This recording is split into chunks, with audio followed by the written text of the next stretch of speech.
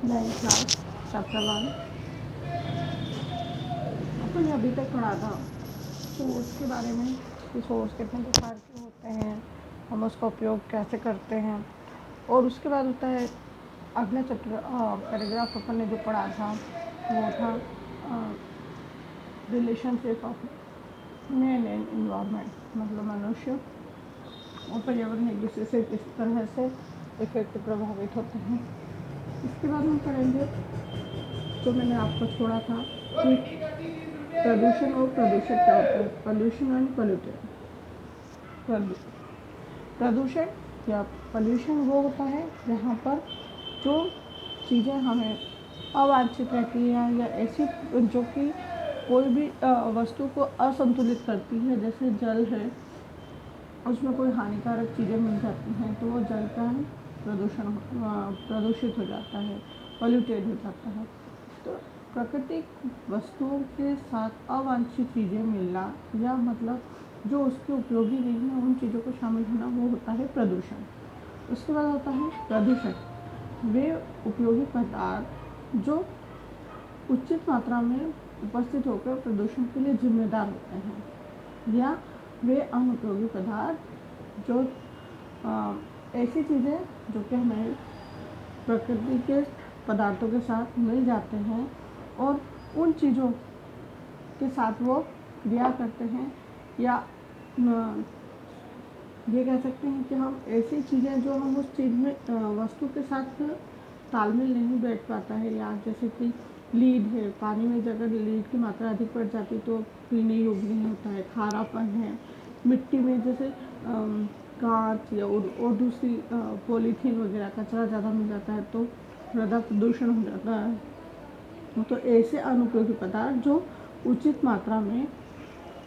अनुचित मात्रा में वस्तुओं को प्रभावित करते हैं वे प्रदूषक पदार्थ कहलाते हैं। प्रदूषक पदार्थ में जैसे पृथ्वी के नेचुरल पोल्यूटेंट प्राकृतिक प्रदूषक। दूसरा होता है मानवीय प्रदूषक। प्राकृतिक प्रदूषक जैसे कह सकते हैं कि जैसे जंगलों में आग लगना, तो वायु में जो अननेसेसरी गैस उत्पन्न होती है वो प्राकृतिक प्रदूषक होती हैं। और मनुष्य द्वारा तो बहुत सारी चीज़ें ऐसी हैं जो कि हर चीज़ पे इफेक्ट करती हैं। ज़रूरत से ज़्यादा हॉर्न बजाना या सीटी बजाना जैसे और भी, तो वो ध्वनि प्रदूषण, जो ध्वनि या वायु में जो ध्वनि उत्पन्न होती है वो नॉर्मल होती है, परंतु अननेसेसरी आप हॉर्न बजा रहे हैं या आप पानी में अननेसेसरी कीटनाशक दवाइयाँ डाल रहे हैं, या मिट्टी में जैसे अपन खेती करते हैं तो उसमें ज़रूरत से ज़्यादा हम उर्वरक शक्ति या खाद का प्रयोग करते हैं, तो वो क्या होता है, सब ये मनुष्य द्वारा ज़्यादा से ज़्यादा अतिरिक्त चीज़ों को मिलाना या ऐसे एलिमेंट्स को मिलाना, तो वो क्या होता है, प्रदूषक पदार्थ होते हैं। अब हम पढ़ते हैं पेज नंबर 6 पे, type of pollution and there impact of the environment. जैसे कि आप सभी जानते हैं कि पोल्यूशन मुख्य तौर पे 4 प्रकार के होते हैं: air pollution, water pollution, noise pollution, soil pollution, और तीसरा होता है तापीय पोल्यूशन, मतलब रेडियो एक्टिविटी पोल्यूशन, सॉरी। उसके बाद होता है आपका थर्मल पोल्यूशन। थर्मल पोल्यूशन मतलब तापीय प्रदूषण। तो हम पढ़ेंगे पहले एयर पोल्यूशन। जैसे कि आप सभी जानते हैं कि ध्वनि, एयर पोल्यूशन में हम ऐसी चीज़ें जो हमारे वातावरण के जैसे कि आप सभी जानते हैं कि हमारा वातावरण गैस से बना है, और गैस में अगर जो अनुपात है गैस में कार्बन डाइऑक्साइड, नाइट्रोजन, ऑक्सीजन, मतलब बहुत सारी गैसों का मिश्रण से हमारा वायुमंडल बना है, और उन वायुमंडलों में हम दूसरी गैसें अपेक्षाकृत मिल जाती है तो वो वायु प्रदूषण कहलाता है, या उसका अनुपात भी बढ़ जाता है। अब जैसे वायु प्रदूषण के लिए कारखानों से निकलने वाला जो धुआं रहता है वो भी अधिक मात्रा में कार्बन डाइऑक्साइड गैस बनाता है। जैसे अपन प्रशिक्षण करते हैं, जैसे वैज्ञानिक लोग प्रशिक्षण करते हैं वो भी उनसे गैस निकलती है बहुत अधिक मात्रा में। कीड़े मकोड़े जैसे जो जानवर हैं वो सड़ जाते हैं, तो उनसे जो सड़ी हुई चीज़ों से भी उत्पन्न होती हैं जो उससे कार्बन डाइऑक्साइड की मात्रा अधिक निकलती है, जो वायुमंडल में बढ़ जाती है, जिससे इसका तापमान भी बढ़ जाता है, मतलब उसकी उष्ण क्षमता भी बढ़ जाती है, जिससे वातावरण प्रभावित होता है। ऊष्मा बढ़ने से वातावरण गर्म अधिक होगा, जिसके कारण पृथ्वी के जो ध्रुव जो पोल है, उत्तरी ध्रुव दक्षिणी ध्रुव, वहाँ पर बहुत अधिक मात्रा में बर्फ जमा रहती है, जिसके कारण ऊष्मा के कारण वो बर्फ पिघलने लगती है, जिससे क्या होता है कि जब वो बर्फ पिघलती है तो वो पानी बह के समुद्र तल पर जाता है, और जिसके कारण अवांछित खतरा, मतलब जब समुद्र का पानी का स्तर अधिक हो जाएगा तो वहाँ पर 1 मीटर तक पानी की मात्रा बढ़ जाती है, जिससे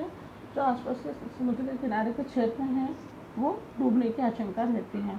जैसे अब कोयला है, खनिज तेल है, इसमें क्या होता है, ज्वलनशील पदार्थ जो रहते हैं सल्फर डाइऑक्साइड, तो वायुमंडल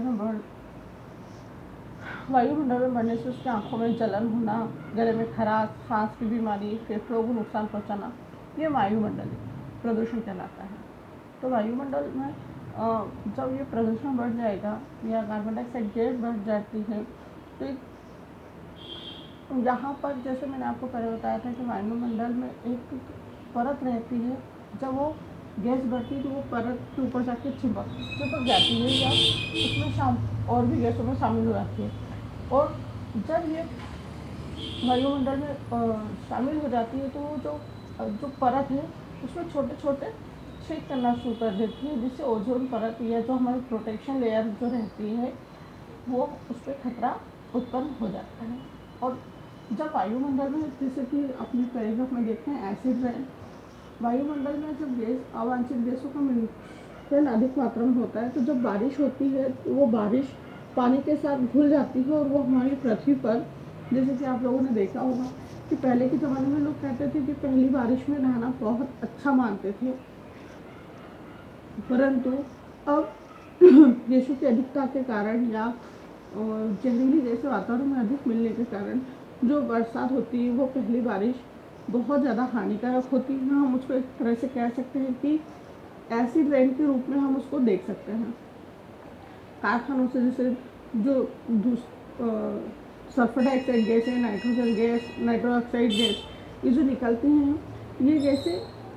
फैक्ट्रियों से जो इसमें क्या हमारे एटमॉस्फेयर को या हमारे वातावरण को बहुत ज़्यादा प्रभावित करती हैं, वेपराइज करती हैं, जो उसमें वाष्प रहता है उसमें मिल जाती हैं, जिससे सल्फर एसिड या नाइट्रिक एसिड अम्ल के रूप में काम करती हैं। ये एसिड फिर जब ये एसिड हमारे पृथ्वी पे नीचे गिरता है तो ये बहुत हानिकारक होता है, जिससे कि जो देखा जाए तो हमारी ज़मीन में जो उर्वरक शक्ति है उसको खत्म कर देती है, ये जो हमारे फसल होती है उसको ख़त्म कर देती हैं। तो ये बड़े बड़े शहरों में ये अधिकतर एसिड रेन को देख सकते हैं, क्योंकि बड़े बड़े शहरों में व्हीकल्स ज़्यादा चलते हैं, जिससे धुआं अधिक मात्रा में निकलता है, तो उसमें कार्बन डाइऑक्साइड गैस अधिक मात्रा में, जैसे बड़े बड़े उद्योग धंधे हैं तो सल्फर डाइऑक्साइड गैस वगैरह ज़्यादा निकलती है। तो ये आगरा, मुंबई, दिल्ली यहाँ पर ये मात्रा अधिक देखने को मिलती है, और ये हमारी जो पृथ्वी की हरी भरी फसल होती है या नेचर है उसको बहुत ज़्यादा इफ़ेक्ट करती है। पेड़ पौधों की ये उर्वरक शक्ति या उसकी गुणवत्ता को कम करती हैं, ये अच्छी तरह से फिर से तेज़ी से नहीं उग पाते हैं। और ये सबसे पहले ब्रिटिश के एक साइंटिस्ट थे जिन्होंने 1873 में इसका एक नाम दिया था एसिड रेन। तो इसके बाद में हम एसिड रेन जो अम्लीय वर्षा जिसको हिंदी में कहते हैं,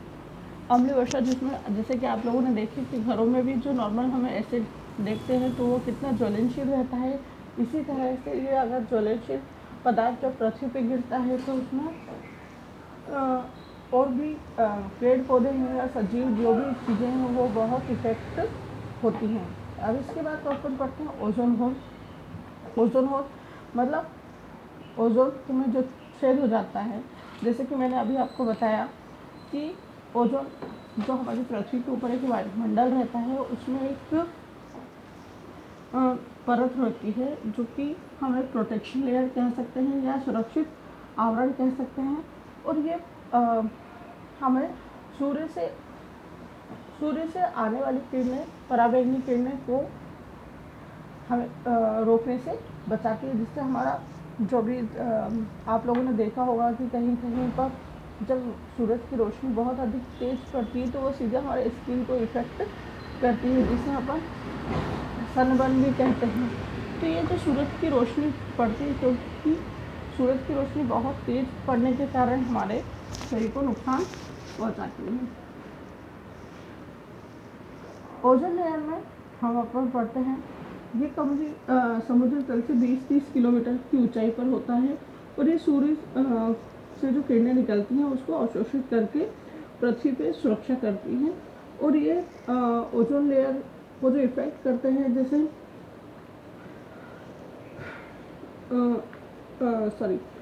ओजोन लेयर को इफेक्ट करने वाली जो गैसें होती है वो कार्बन गैसें होती हैं, जैसे कि फ्लोरोकार्बन। ये जो हमारी गैसें होती हैं ये बहुत ज़्यादा ओजोन लेयर को इफेक्ट करती है और ये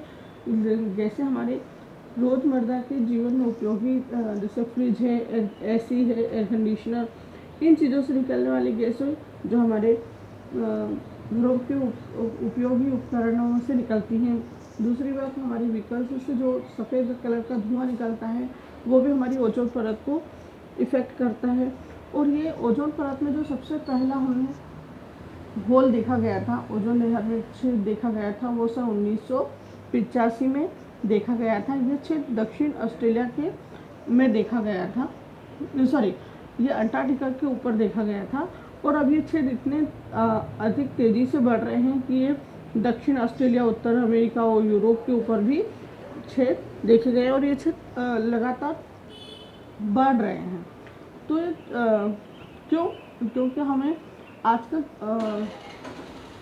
पॉल्यूटेड या जो आपका वायु प्रदूषण होता है ये अवांछित गैसों के कारण, जिसके कारण ओजोन परत या प्रोटेक्शन लेयर हमारी खत्म हो जाएगी। वो प्रोटेक्शन लेयर में जो छेद होते हैं वो हमें पृथ्वी पर डायरेक्ट सूरज से आने वाली किरणों से प्रभावित होते हैं और ये जिसके कारण हमें क्या होता है, स्किन कैंसर की बीमारियां या स्किन की और भी बीमारियों में चांसेस बढ़ जाते हैं और हमारे शरीर में जो प्रतिरोधक क्षमता होती है, प्रोटेक्शन जो हमारे शरीर को अपने आप को प्रोटेक्ट करना, वो कम हो जाती है। इसी के साथ साथ जो पेड़ पौधों अपना प्रकाश, सूर्य की किरणों से प्रकाश संश्लेषण या फोटोसिंथेसिस जो बनाते हैं, वो जो ग्रोथ करते हैं फ्लोरा एंड फना, वनस्पति, वन्यजीव जो आपके, तो ये क्या होते हैं, धीरे धीरे ये सूखने लगते हैं क्योंकि इसमें